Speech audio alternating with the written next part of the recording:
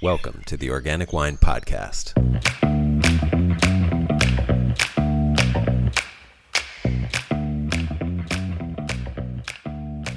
Hello, thanks for listening. This is Adam Huss coming to you from Los Angeles. On this episode of the Organic Wine Podcast, we take a journey to far north New Hampshire to talk to Michael Phillips. Michael Phillips is a farmer, or a cultivator of fungal ecosystems, as he might put it. And he's the author of the book, The Apple Grower, also The Holistic Orchard, and most recently, Mycorrhizal Planet. If you're an orchardist or vineyardist, is that a word? All three books are must-reads, but Mycorrhizal Planet is a must-read even if you're just a human with no interest in growing apples or grapes. On the surface, Mycorrhizal Planet is about regenerative practices for the farm, garden, orchard, forest, and landscape.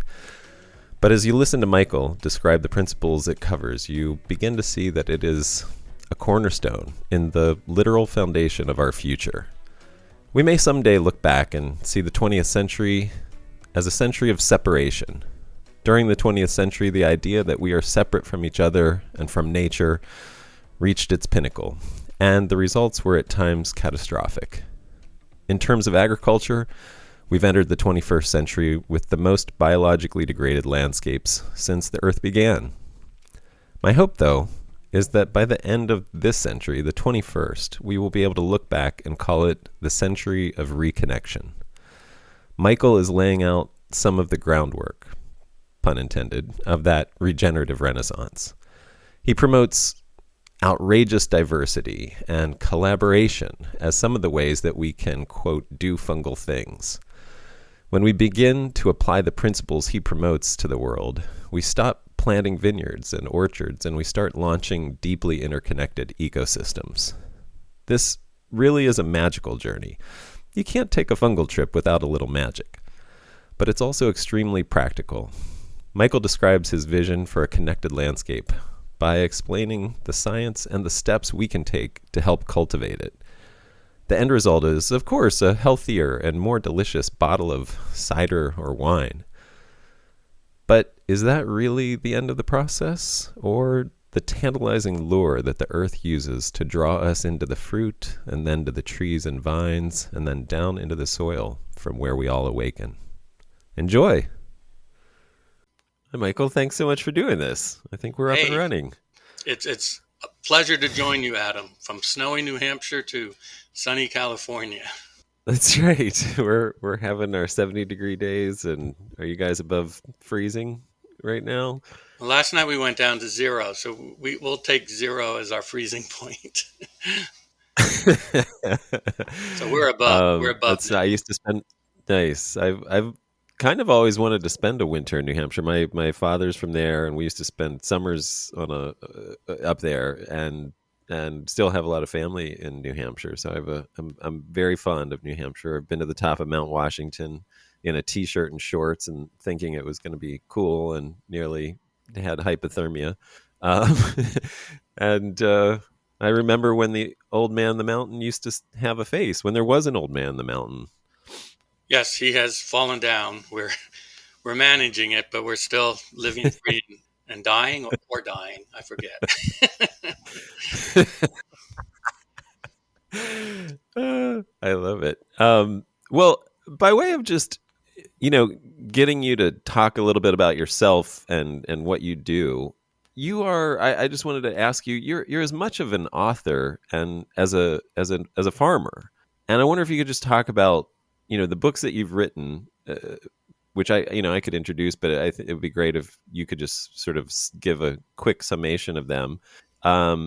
But also what that's like, how do those two, labors of being a writer and being a farmer complement each other, and how do they conflict with each other in your life?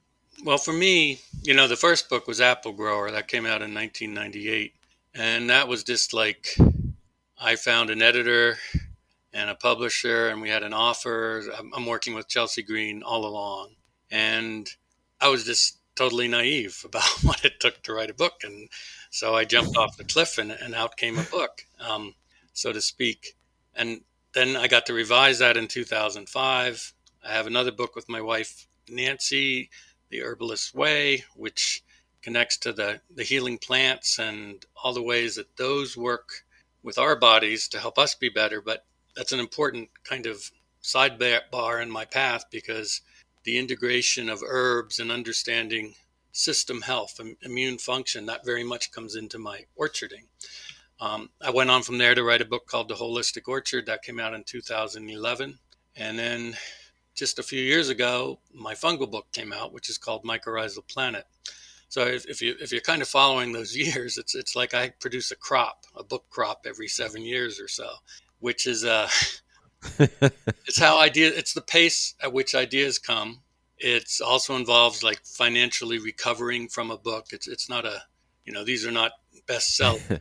They do fine in their niche. But what I'm basically doing is I'm listening to the trees, I'm listening to the earth, and then I pursue what we have for human knowledge about subjects like mycorrhizal fungi and integrate that into words. And well, I guess it's part of the New Hampshire path as well. I mean, it's winter. I'm not out there pruning at 0 degrees. I'm putting together words. I'm crafting new thoughts. And when I am in book mode, so to speak, the year I actually write a book, it might be a 1 or 2 or 3 year path. There'll be times when I'm like out there and it's blossom time, and I've just had this whole new kind of thought conception, and I might come in even at midday and write down 30 minutes of what's really like direct communication from nature, and then later shape that into a book format. But I don't know, the two mesh really well for me. And I like that idea of in New England, you're not just one thing. It's like you have different jobs you do at different points in the year and the seasonal calendar. And writing falls in there. And I enjoy working with words as much as I enjoy working with leaves and everything that I find out there in my orchard. I love that. I forgot, living in Los Angeles, that there are seasons and that there are times of the year when you can't be outside. So that makes sense. It would go actually really well with writing. It'd be nice to have an indoor activity to complement your outdoor activities. Well, let's just jump right into some big thoughts. How does farming apples properly, holistically, to make delicious, healthy apples also teach us how to save the world and protect the future of human life? Oh, good. We'll start with the biggest possible big thought you could come up with. I think, there was this moment where I realized, so we have all these words. We have organic, we have ecological, we have biodynamic, we have beyond organic, we have real organic, we have sustainable, we have regenerative. And in all that, right, there's an underlying thread of you're approaching insects, pest issues, disease with an allopathic mindset where you have some form of toxin or something that sets back that other organism. And I'm describing chemical agriculture, but I'm also describing options in organic agriculture when I say that. And then there's holistic, where we're looking at how can I support the health of the system? How can I understand more about plant phytochemistry, kind of from the shared perspective of my own body's human immune function, and bring those ideas together so that I'm working with nature in a very deep sense to not interrupt or disturb the soil food web, the life forces in the arboreal zone on the surface of the plant. There's all kinds of microbes. But to work with that and to feed that and to supplement that, because that's how life derived.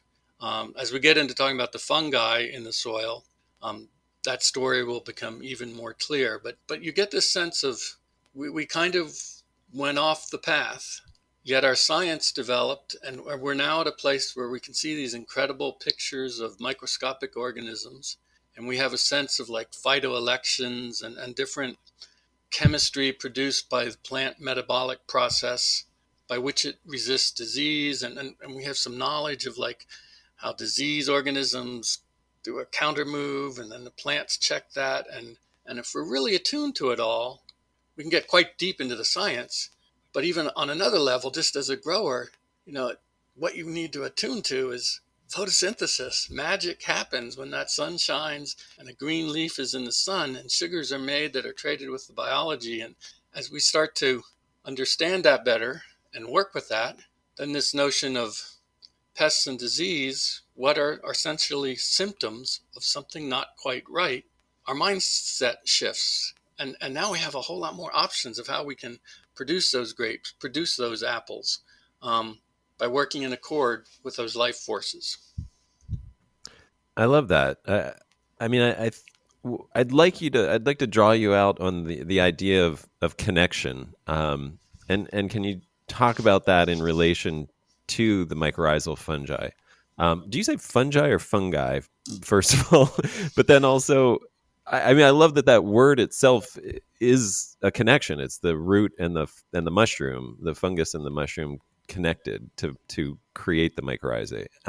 But can you talk about this idea of connection, both in the scientific sense of what we know now of what's going on in the soil, but also, maybe in a bigger sense of what you've just alluded to.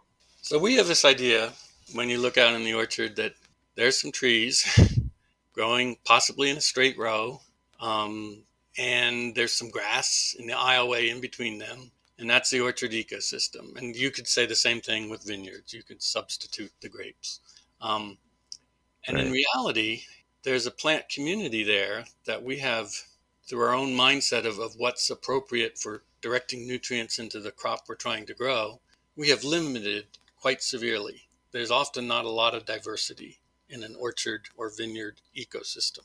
But when we introduce plant diversity, we also introduce fungal diversity. And now we need a little bit of a kind of a plunge into mycorrhizal dynamics. So that word mycorrhizal, myco, Greek root for the word fungal, for indicating the fungal kingdom, rhiza, Greek root indicating the root system of plants. So approximately 450 million years ago, when the oceans receded, in the tidal pools were left some algae. Algae didn't have roots. They didn't really quite know how to handle this land thing. There were oceanic fungi in the tidal pools. They had filaments, a mycelium. It was a perfect combination because there could be this symbiosis where the fungi could bring nutrients from the soil to the fledgling plants, who in turn could photosynthesize and produce carbon sugars, food for the fungi. And so that union began. So when I talk about mycorrhizal fungi, I'm talking about fungi that live in a direct relationship with plants. You can have an isolated fungal spore, but that's not doing the mycorrhizal thing. There has to be this union. And in a healthy ecosystem, we have found, scientists have found, as many as 50 different species of mycorrhizal might be at play. And they're not all affiliated with every plant, but any given plant has several different affiliations.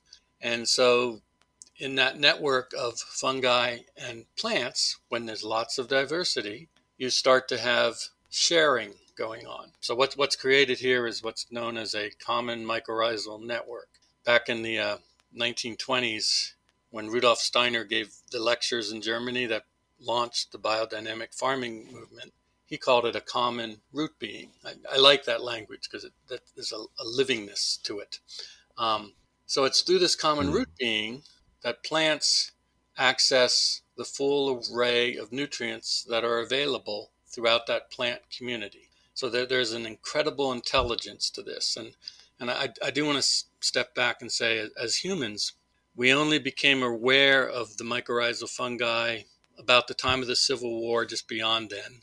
And this was with the mycorrhizal fungi that affiliate with the trees in the forest. These are known as ectomycorrhizae, ecto standing for outside, but they're visible to our eye. When you look at the fine roots of trees in the forest, lift that leaf litter mat, you will see that mycelium, which is the fungi associating with those tree roots. But when I talk about apple trees and clover and grasses and grapevines and wildflowers and most of the vegetables in our gardens, I am talking about endomycorrhizae, ENDO. That word indicates that the nutrient transfer mechanism actually penetrates inside the actual cell of the root to deliver those nutrients and trade for the carbon sugar. There, I'm talking about maybe approximately 400 species total on the whole planet.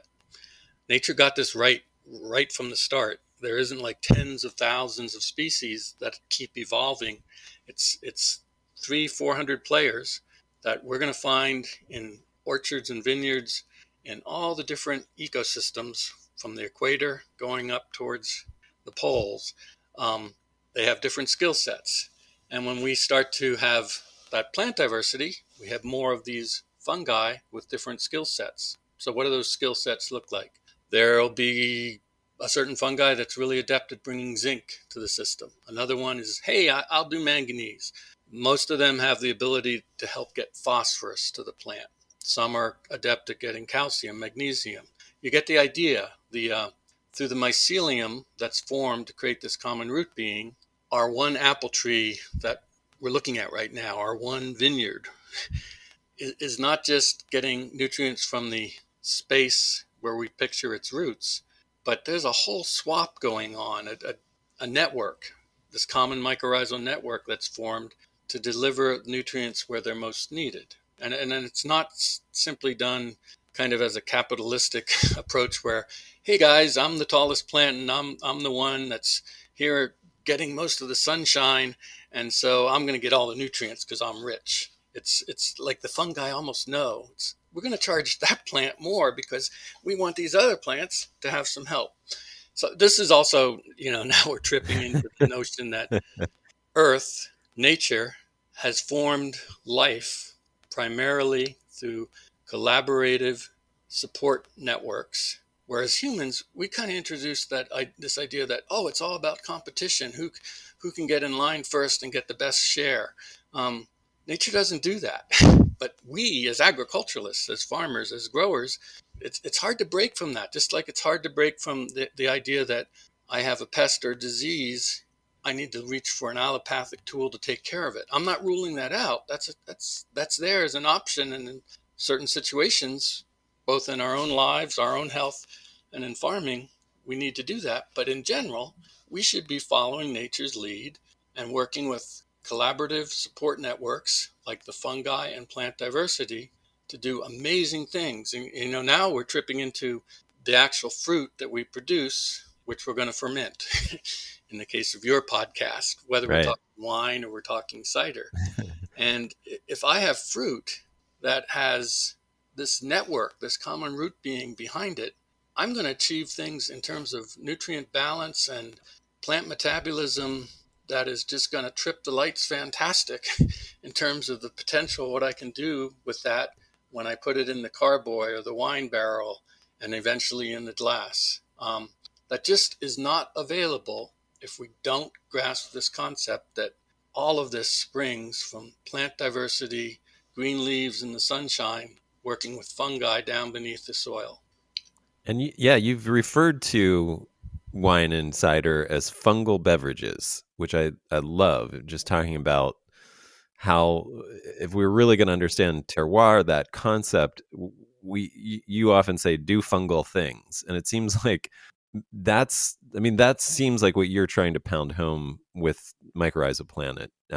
Just that idea that we need to think about our impact on the mycorrhizae as we're doing anything with, creating wine or farming anything. You want to talk a little bit more about fungal beverages and how we can think about wine and cider as fungal beverages? Well, fungal, in one obvious sense, that's quite easy because the yeasts that we use are unicellular fungi. So right there on the forefront of the fermentation, we got fungal energy. I'm talking about where the fruit came from. You use that word terroir, which is a wonderful word, but it's not just a question of the granite rocks of New Hampshire versus the sandier soils maybe where you are. It's not just a question of the climate. Are we zone 3 or zone 4?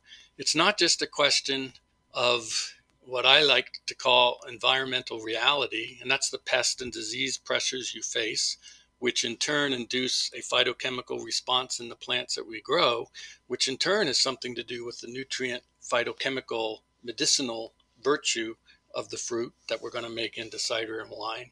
What I'm talking about here in terms of down below, as above, so below, the fungal connection is where we are accessing those nutrients. I'm looking out the window here and I see my apple trees, and just beyond that is the woods. And here and there, I see some willows and some alder clumps. They're not in the orchard. They're just essentially outside it. Those plants have their own fungi that they're working with. And actually, when I'm talking willow and alder, any of what's known as the soft hardwoods, they have an affiliation with ectomycorrhizal types, but also endotypes. That they're actually bridge species. And what's really cool here is my apple trees, through their endomycorrhizae, aren't going to have too much to do with bedrock minerals. But the willow and the popple, through the ectotypes, which reach down as much as 12 feet, they are pulling up minerals from the rock that are being transferred to plants in between the willow and the apple, that then get some of those minerals to the apple, which it otherwise would not have access to. And that in turn just increases the mineral content of my fruit, which is, to me, about as pure as we can get when we talk about terroir, when we see that, what's happening through that fungal lens. Yeah, I love that idea, and this just underlines the idea of biodiversity. I mean, I can't help but relate that to grapevines as well, which clearly developed over the millennia to use trees. I imagine the hardwood trees and the forest as its structure to climb on, to get up to the sunlight. And I can't help but think it must be just as important, if not more so, for grapevines, that are these sort of liminal species at the edges of woods and things like that. Does that ring true with you? That sounds really, really cool, because I never, my perspective is the apple tree and the branch, and how that grows. And I know what grapes are in terms of being a vine. And I know of that relationship you're talking about, the tree structure supporting the vine. But to put it together, as you just did, knowingly or not, Adam, is to recognize how those grape roots are right there, possibly with the bridge tree species Yeah. plugging in, and that they evolved that way. That I love that. That's beautiful. Again, you know, we can go deep into science, and I don't know. I read these science papers, and somehow I have this good filter. It's like, well, that's a lot of big words there. Oh, here's a bit. Oh, there's a bit that I can actually use as a farmer, as a grower, and I can articulate that into the framework so other growers can understand it. But really, what we have to understand as humans, and it keeps coming down to these simple concepts: biodiversity. I use the term outrageous diversity, um, and some of that's Yeah. about little tiny flowers on the valerian plant, on the buckwheat in the garden plant that attract scyphid flies, which help take care of the aphids that are out there in the vineyard or in the orchard. Some of that is about all these fungal connections we've been talking about. But it comes down to those terms: diversity, fungal connection, sunshine. And to the degree that we as growers want to delve into the science, that's fine. But that's the starting principle. That's the language of the earth. And when we work with that, we make it our own. We feel it in our own bones, our own flesh, the hands that we put in the rich earth, into that soil. That all becomes part of the terroir as well. The human connection, the grower, Yeah. is now right there, just like Yeah. the vine is going up the tree, and it's right there. Yeah, I mean, the practical elements of these, just in term, I've been trying to learn more to relate all of this back to the wine quality, because that's really what the consumer cares about at the end of the day.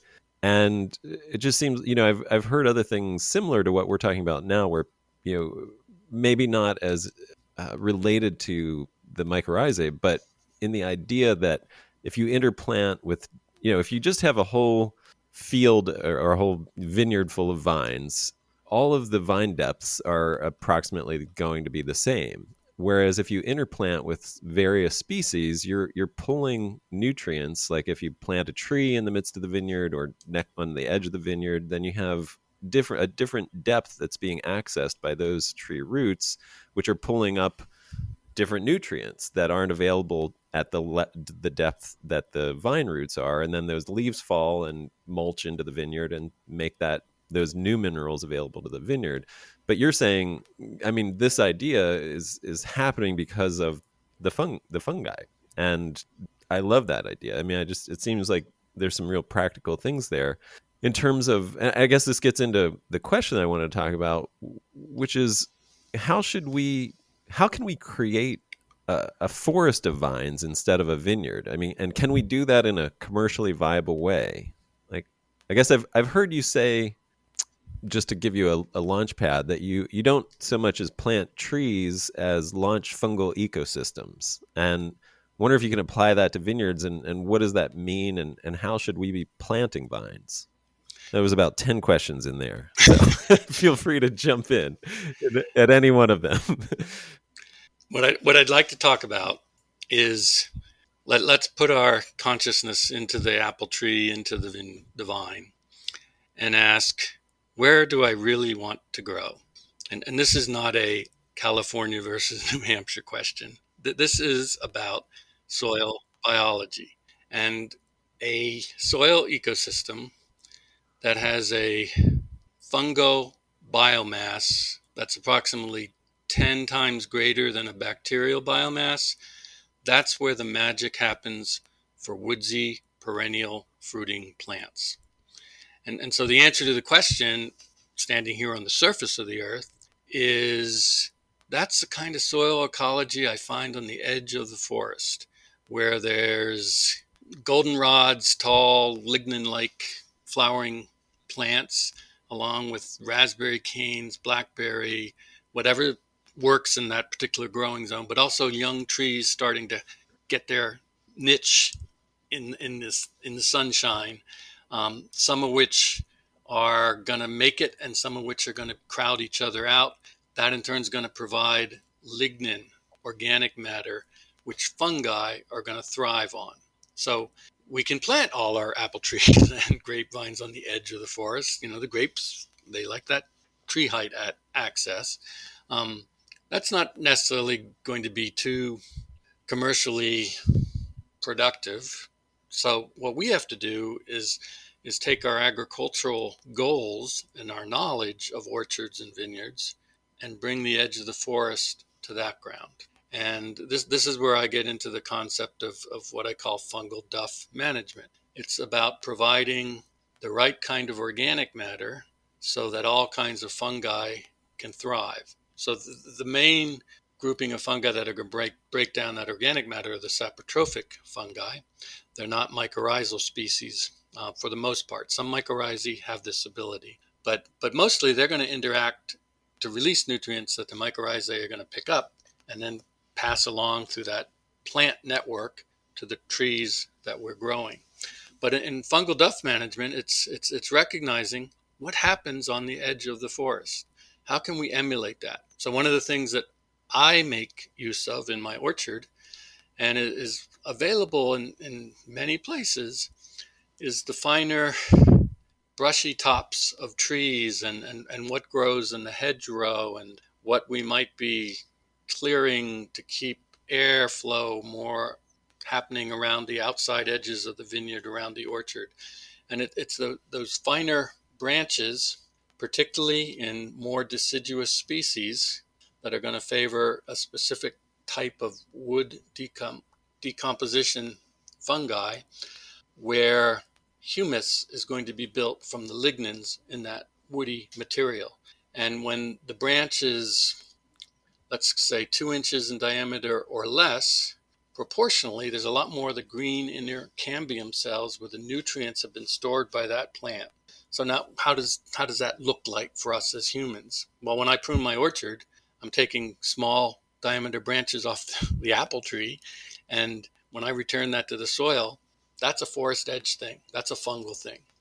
When I stop along the road where a crew is clearing out under the power lines and chipping the brush and say, if you were to bring that truckload to my farm, I got a bottle of cider for you, and you might be pretty happy about that, and I'm going to be really happy about that truckload of wood chips.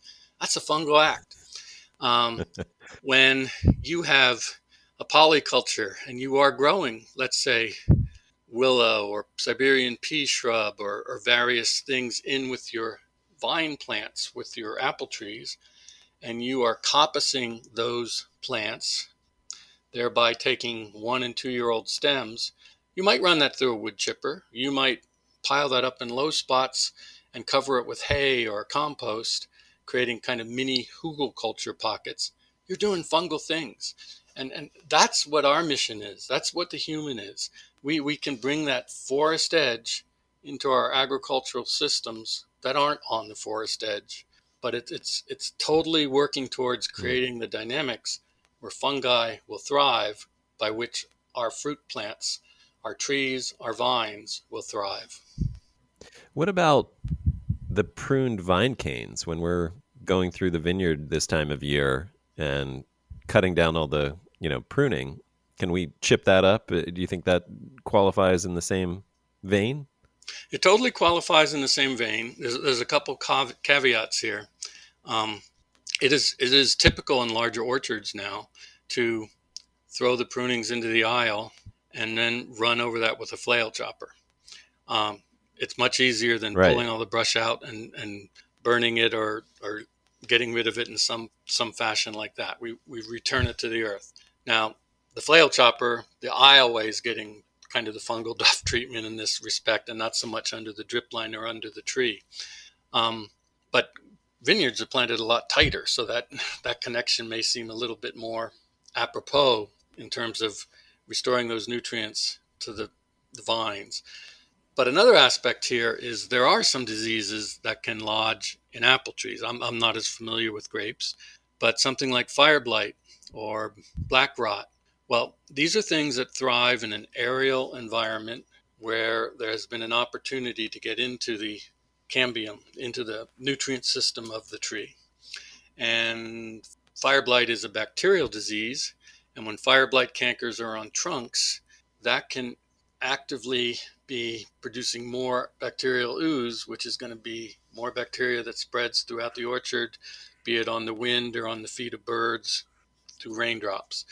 And if you happen to be pruning at the time when the cankers are oozing, you want to be more conscious of just laying that down and distributing it in the orchard. On the other hand, if you're pruning really in the dormant season before that activity has started, and you are doing something to chip, you're taking an organism, a disease organism that thrives in an aerial environment, and you're saying you have to now live in a soil environment, and they don't thrive there. So you have to have some common sense, but you also don't have to be so paranoid that you're coming from a perspective of sanitation, that the more sterile of an environment you can create, that's the way to deal with disease potential. When nature's lesson is, let's just shift the environment the disease is in, get it down there in the soil environment. When I said earlier about mini hugelkultur, this permaculture idea of burying woody debris,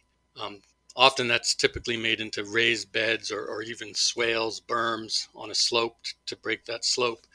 And that's kind of a massive approach to hugelkultur.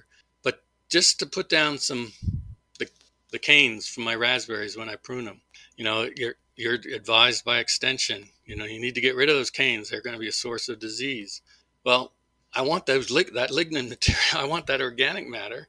And it's a pain in the butt to try to chip lots of raspberry canes. But when I just take a wheelbarrow load, throw it in a low spot and throw hay over it, or throw some compost over it, maybe run over it with my brush mower when I eventually am doing some mowing, I've changed the environment. Whatever was in those canes as a potential disease organism, that's not its ecosystem. It's not its place. And other organisms are going to take over, and that lignin, that good stuff, is going to be restored to the soil.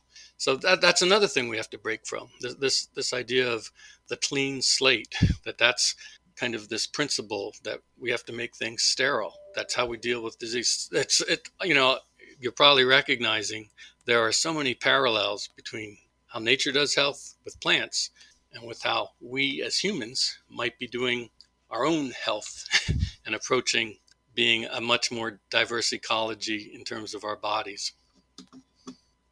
Yeah, well, and since you brought it up, since we're digging into some of the I guess you'd call them pathogenic fungi, um, just in listening to you and reading, it seems like you have a fight fungus with fungus kind of approach. Does that make sense? Does that sound true to what you do in terms of trying to compete? I know with you have Fireblade, and with vines we have powdery mildew is our number one thing on the West Coast, and I know they have downy and black rot as well on the East Coast, all of which are fungi. And because of that, we've developed this whole antifungal arsenal, both organically and conventionally, to fight these.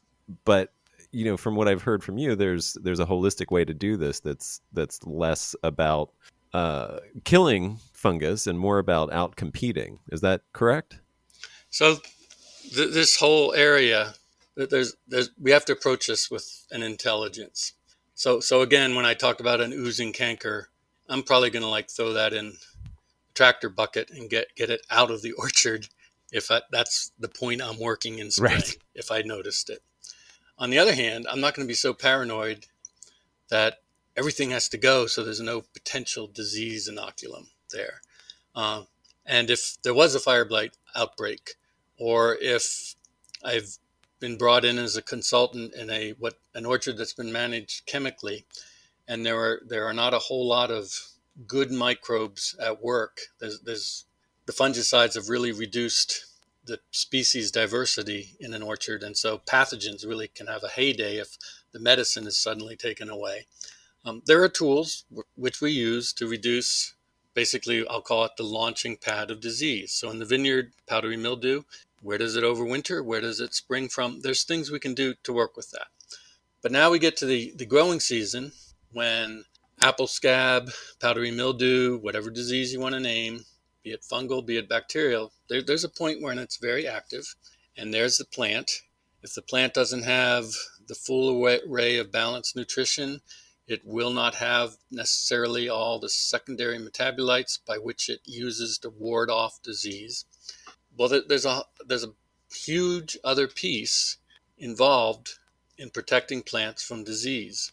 And it's a piece that's always been there, and that's the fact that plant surfaces are covered by trillions and trillions of organisms, both bacterial and fungal, that are, for the most part, benign, some that are playing an active role in helping the plant get nutrition. And this is not unlike the fact that you are talking to me, and I am here in one human body, but this human body is actually a community of 100 trillion organisms. And we're really getting deep into the microbes now, Adam. But without my friends, good. My one human body would be in a lot of trouble if any pathogens came along. And sometimes they do, and sometimes you're eating a great diet, you're dealing with stress in your life, your teenage daughter is heeding everything you have to say as her father. I mean, things are going really, really good. That doesn't mean things can't happen, just like things can happen in the vineyard or in the orchard. And as growers, we have to know what are our tools, when's the time to act, when's the time not. But one of the main things we can do is understand that if we can reinforce arboreal biology, and I'm using that word reinforce because when you're out in the sunshine and it gets extremely cold, extremely dry, there's ultraviolet light, what have you, microbe populations can be diminished. Certainly if fungicides have been sprayed, if herbicides are used, if chemical fertilization is used, all that diminishes the good populations. If we reinforce that with, and there's various approaches from effective microorganisms, Korean natural farming, bugs in a jug, as my friend Eric in Ohio likes to say, products that you can buy, products that you can home brew, that you can ferment. By reinforcing that, you shift the scene that the pathogen comes in to face. And that pathogen has to get its fungal hyphae when it first starts to make its move into the leaf tissue, into the fruit tissue, in order to access nutrients so it in turn can grow and become dominant in that niche. But when there's a whole lot of other microbes there competing for those nutrients, and this is important, they're also protecting the niche that they hold first by producing antimicrobial compounds. Now, growers are familiar with the idea of using antibiotics to spray on plants to thwart bacterial disease. Well, organisms produce their own antimicrobial compounds, in some cases, actual antibiotics targeted at pathogenic bacteria to protect their own niche. So rather than coming in with a synthetic chemistry that mimics what the organisms do, I come in with the organisms. I go straight to the source. And that's the whole concept of competitive colonization. And it really shifts it. Another just quick example is some of your listeners are possibly familiar with the idea of biodynamic tree paste. This comes out of biodynamic agriculture lectures and how people interpreted Steiner over the years. But it's primarily a mixture of native clay. It's considered ideal to have fresh cow manure to mix with it, but we can substitute compost, but some kind of humus component that introduces all kinds of organisms. And when this is slathered on tree trunks, or even sprayed as a slurry to deal with anthracnose throughout the tree canopy in early spring, what we are doing is we're giving the bark tissues a spa treatment through the clay, but the humus component is introducing those organisms that are challenging the wood rot organisms, the canker organisms, to the space, the niche that they occupy, and that changes everything. And it's that kind of an upper partnership. We've described the mycorrhizal fungi in the soil. Now we're talking about the arboreal biology working in tandem with the plant the way nature has always done it to thwart disease. There's a reason that forests thrive when we don't overly disturb that situation. There's a reason why a plant community eventually comes to a climax where there's this harmony and there's just a robust greenness and health to that. We as growers are dealing with degraded soil systems often, whether through our own doing or what's been inherited. Agriculture takes from the land, and that's a key point. Restore organic matter, restore microbial diversity. That's really at the heart of what I call holistic orcharding. So it sounds like what I'm hearing are, if I can group it into two things. One, the first is to just, in terms of protecting against these things that do cause issues for those of us who are trying to grow commercially, first would be to do the things that enhance the health of the entire orchard or vineyard ecosystem, all of the plant health things that you can do by adding organic matter, uh, introducing as much biodiversity as possible, using composts and teas and sprays and things like that to just increase and help the plant have everything that it needs to take care of its own health, to sort of I think I've heard you say work from within, essentially. And then the other thing, the second point would be that you're introducing uh, with that health and that biodiversity, you get these competitions where the plant is naturally going to be colonized above the soil with all kinds of microbes that are going to help compete so that you don't get an out of balance infection. Essentially, you're going to hopefully have ways of that the plant now with and the ecosystem that it lives in is going to be protected and protect itself. I think so. Sound I spray in my orchard. I tell people when I'm doing workshops across the country, I've come to my NRA moment. It's not the sprayer that kills, it's what we put in the sprayer. And that's kind of probably not all that great humor. But the idea is that people have this idea that if you spray, you're obviously going for the bad stuff. Well, the sprayer to me is a tool, and it is a tool by which I apply those organisms from effective microbes from the fermented plant extracts I make. It is a tool by which I apply seaweed, which has all kinds of hormones and minerals that are going to help a fellow plant from kelp to the land plant. It has liquid fish often. I mean, you don't have to use fish. It's something I utilize. And my primary interest in that is the fish oils, the fatty acids of the fish, coupled with I use seed oils, neem oil and karanja oil primarily. You know, if you're in a place where industrial hemp is being grown and you can get hemp seed oil, that's cool. If your neighbor is a dairy farmer and you can get whey or even raw milk with the fatty acid component, that's cool. These fatty acids are all about feeding the arboreal biology, dripping onto the ground, feeding the mycorrhizal fungal network, which in turn then makes for a more robust arboreal ecology and soil ecology in terms of the organism life. And I'm going out there anywhere from 7 to 14 days apart, depending on where I am in the season and who the pathogen players might be and the intensity of disease pressure.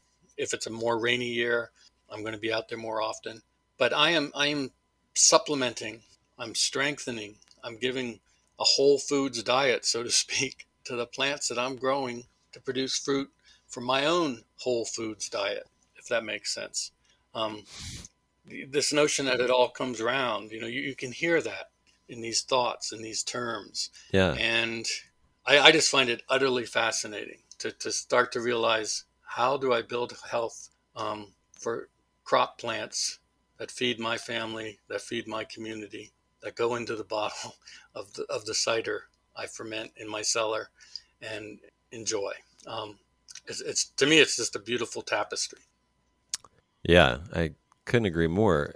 Can we ask? Can we get into some of the practical things that might be helpful to people? I guess I want to talk about.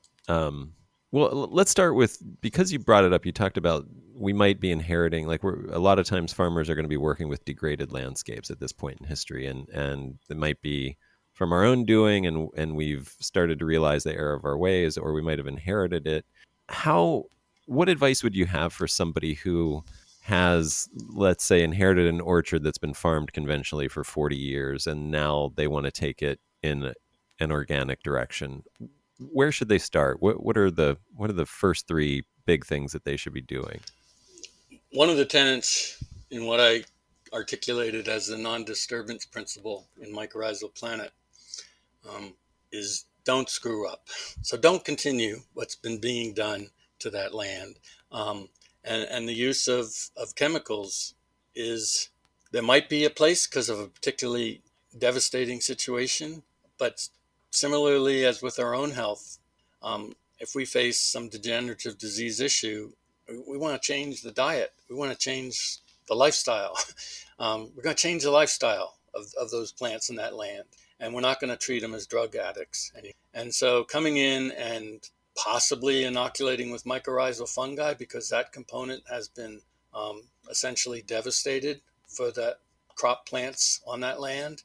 You can test for that, but it's really not that expensive, and it's a beginning point. I mean, you have to understand, you got to get those spores down in the soil.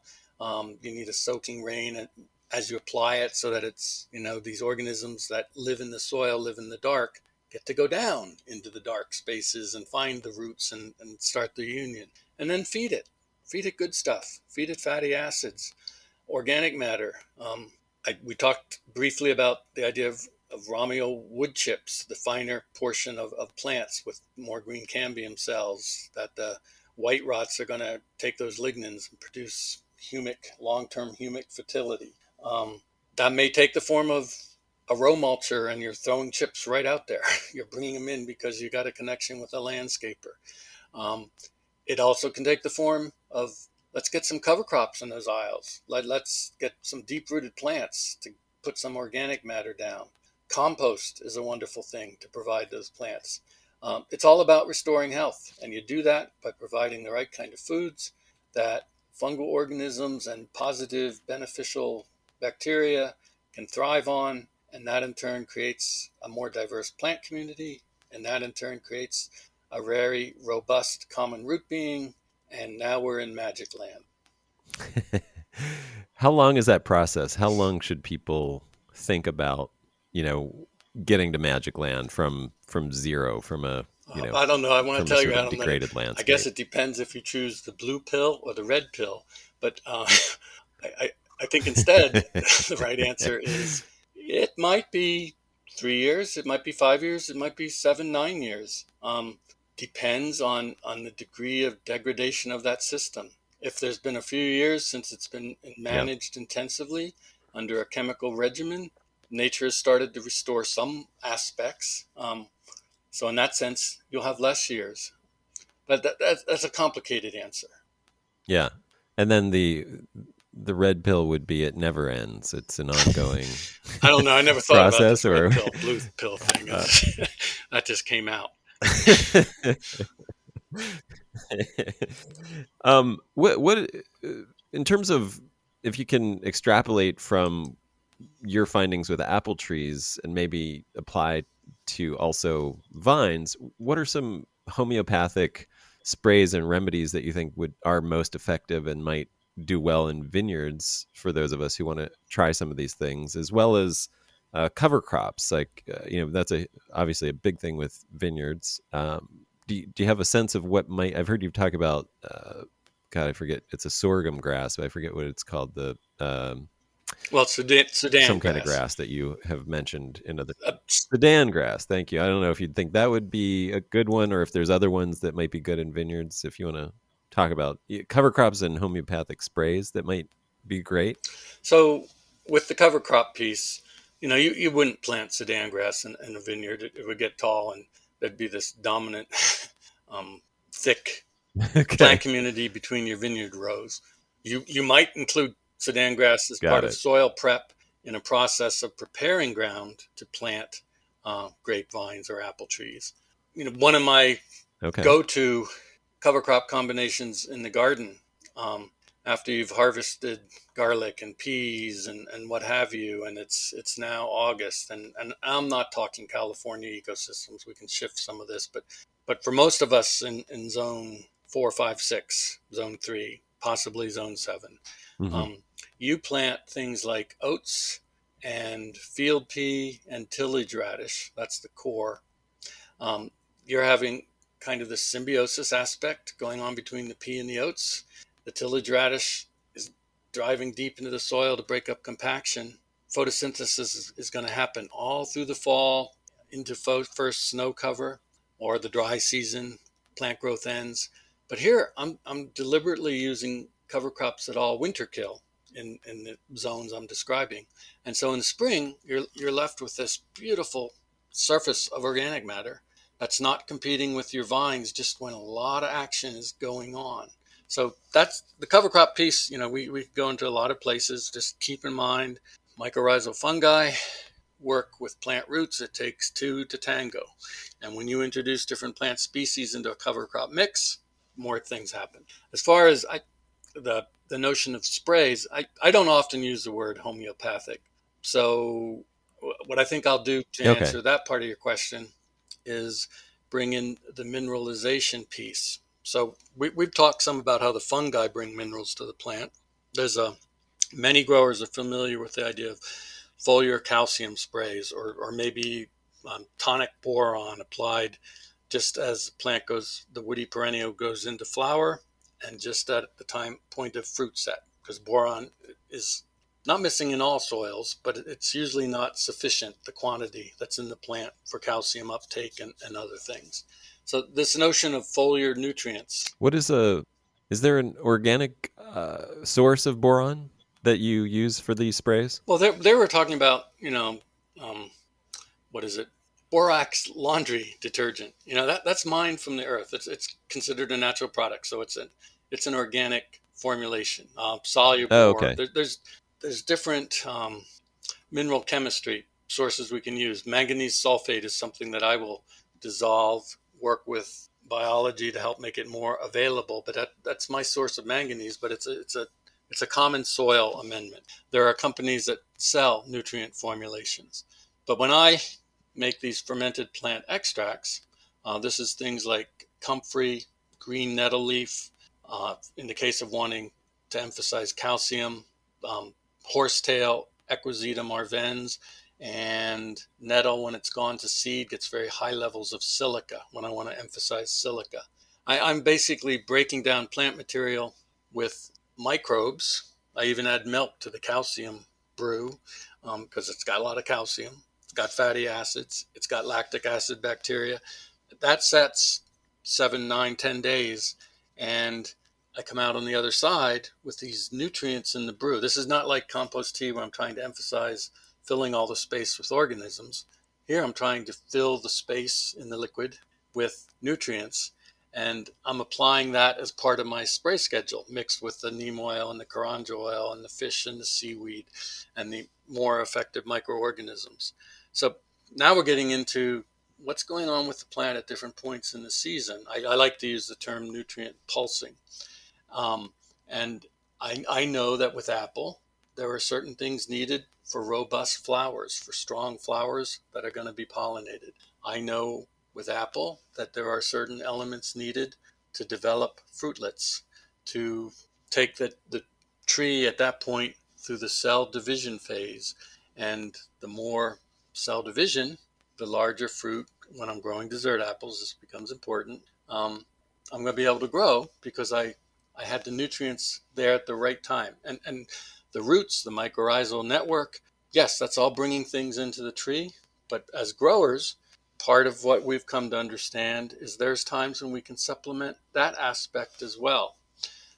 So it's really a combination of all these things. And in one sense, if you're just hearing about this for the first time, you're thinking, this is pretty complicated stuff. But it's also really basic, and it really springs from the heart. When you start to understand plants, you want to work with the soil. You want to see that soil become more friable, to have good tilth, and in the long run, 20 years down the road, you'll think to yourself, I did this, because that's our human nature to take credit. But it wasn't you. I mean, you didn't get in the way. You obeyed the tenet of not screwing up. But the fungi did this. The plants did this. This is the symphony. This is the orchestra that we can hear. And I mean, how finer does it get to make a living growing apples, making good cider, growing grapes, making good wine, sharing that with your family and your community, but you're doing it with this incredible team. I love it. I love that too. I think that's the poetry of it. I guess my last practical question, because I love where we're heading poetically, but my last practical question, just that I've been thinking about, is I know you've talked about that the mycorrhizae are everywhere, from the Arctic to the deserts. Are there specific ones that those of us in dry climates, where it doesn't seem like a super pro-fungal area, could look to as the best mycorrhizal fungi for that, for our climate, whether it's from desert to Mediterranean, dry summers, no rain for 8 months of the year, kind of thing? So there are ways to draw indigenous cultures by growing plants, essentially grasses, usually in a sack, and inoculate that with native soil ecology, and you will produce some of those fungi, and they'll sporulate, and you can utilize that. But many of the commercial inoculums, and the quality ones, feature as many as 9 different endo-fungal species. The species that have been selected have this cosmopolitan nature. They're found in all these different ecosystems. And while, let's say, one of them really works in concert with particular plants in that drier ecosystem you're talking about, that might have a different skill set than the same species in a more tropical place or up towards the temperate forest zones. But it's still the same species. And it'll collaborate. It'll teach that skill set in a new ecosystem. And it's really like we can compound what the individual species of fungi can do through the plants that grow where they're now introduced. And some of the species in that inoculum product, they're not going to work in every given ecosystem they're put into, but they mostly are. This is one of the reasons they've been selected. They brought particular skill sets that are important to really jumpstart an ecosystem to get out of that degraded state. So learning about the inoculum piece and how you can reboot if needed, possibly supplement depending on the crop, the disturbance. If you're growing brassicas in a market garden setting, I'm wandering here from the woody perennials. Brassicas mostly don't have the mycorrhizal affiliation, so the history of the land comes into play. And there are points where inoculating the garlic crop that follows or the potato crop that follows, it makes a lot of sense. And again, it's not that expensive. On the other hand, the goal is get it done, make that first batch of sourdough bread, and now you have some dough that you can set aside each time and have the yeast that you want working forever. That's what we're doing with the fungi in the soil. We get this ecosystem going again. We provide the right kinds of foods, the right kind of organic matter. So there's a practical piece to the inoculum story, and that hints at some of what's there. So thank you for that. I guess, like, just to wrap up, I wanted to get your thoughts about just the journey that you've been on. It's like I feel like I'm on a similar journey in that I was drawn in by the fruits of these plants that attracted us. I fell in love with wine in the glass. Maybe you fell in love with apples or something. And then here we are, and we're deep in the soil, and we're discovering this connection to all life. Does that ever fascinate you to think about how you were drawn into that? It does. I probably can't necessarily explain it. I guess I would say that somehow I was blessed enough to wake up.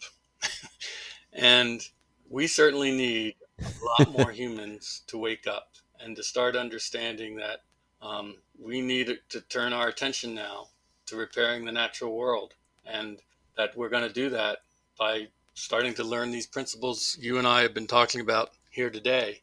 And for me, it's just this fascinating journey.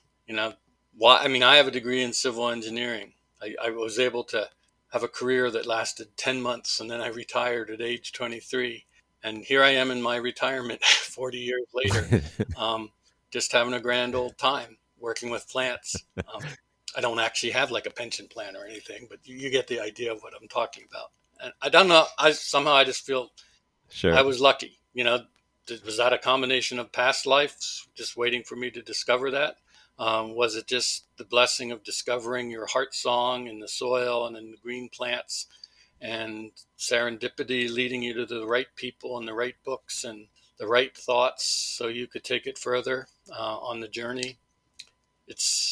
I guess the journey is now, this moment now.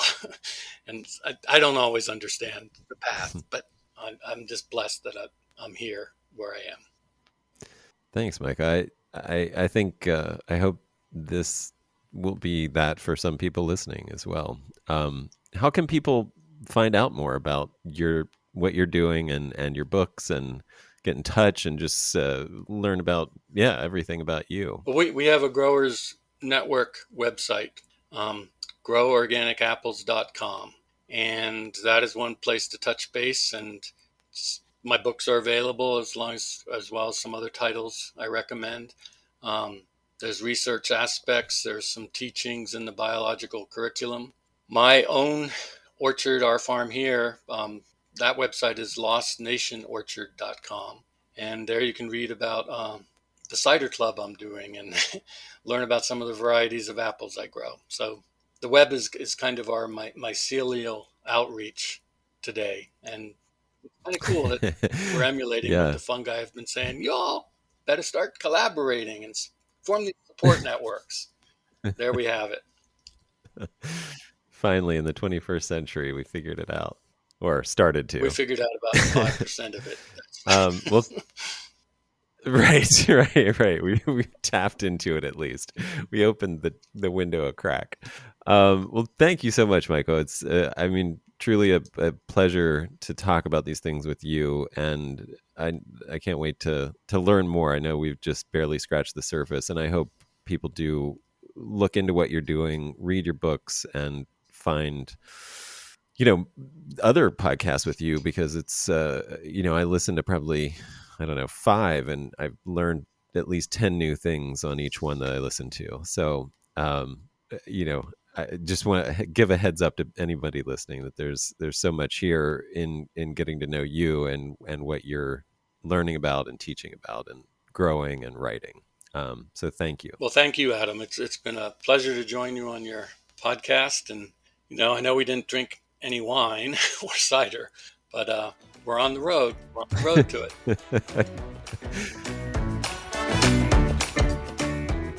Thanks so much for listening. I hope you enjoyed this interview with Michael Phillips as much as I did. And if you would like to support this podcast and learn more and stay in touch, please go to centraliswine.com and sign up for our email list. That's CENTRALAS wine.com. And you can also follow us on Instagram at Organic Wine Podcast or at Centralis Wine. Thanks a lot.